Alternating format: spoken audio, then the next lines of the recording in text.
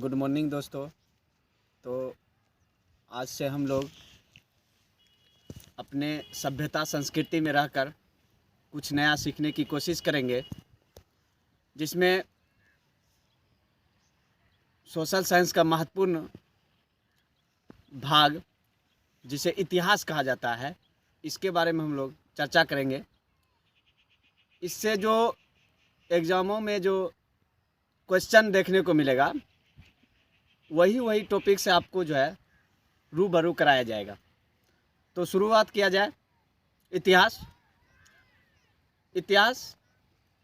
विद्वानों ने जो परिभाषा दिया है, उसके अनुसार मानव जीवन में घटित वैसी घटना जिसका लिखित विवरण है।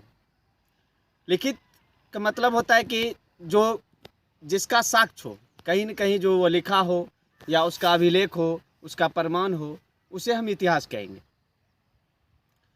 अब इतिहास को लिपि के आधार पर जो है 3 कालखंडों में बांटा गया है, जिसे प्रागैतिहासिक काल, आदि ऐतिहासिक काल और ऐतिहासिक काल।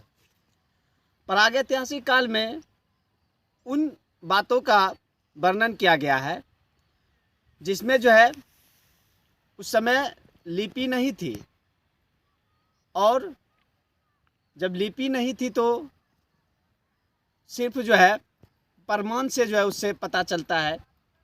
कुछ जो वस्तुएं खोजा गया है, उससे जो है पता चला है कि उसके अनुसार जो है उसका अनुमान लगाया गया है। प्रागैतिहासिक काल।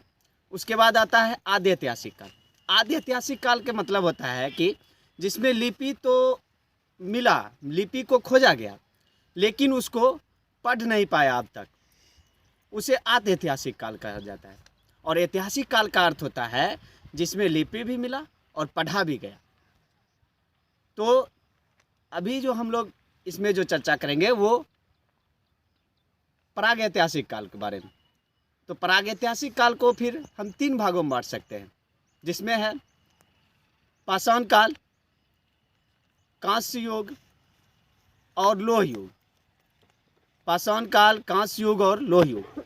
पाषाण काल का अर्थ होता है कि जिस काल में जो है पत्थरों से जो है बने औजार, पत्थरों से जो है बने गुफा में लोग रहते थे, यानी पत्थर की विशेषता थी, उसे पाषाण काल कहते हैं।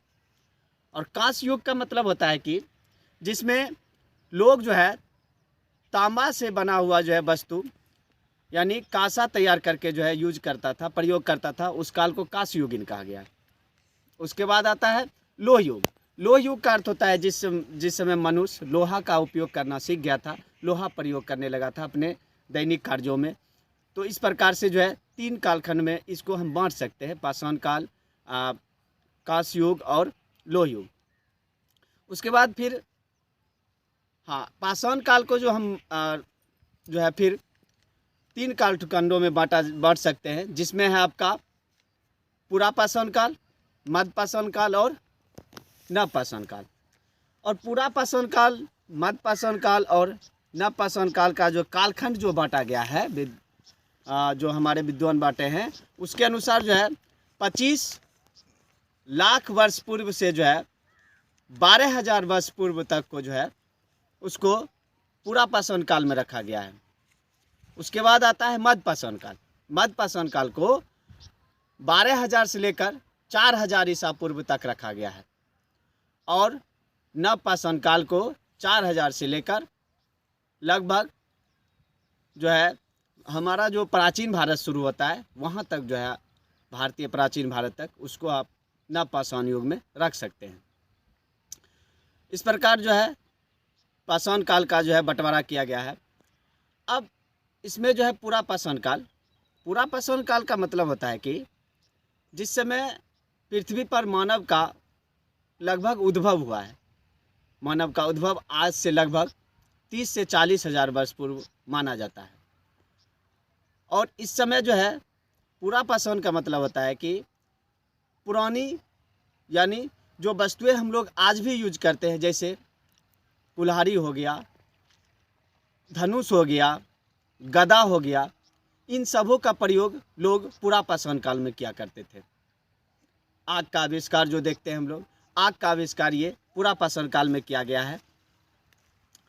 और मानव का जो जीवाश्म मिला है वो हमारे नर्मदा घाटी, जो ये मध्य प्रदेश का एक मतलब शहर है हथनौरा, यहाँ से जो है मानव का जीवाश्म पाया गया।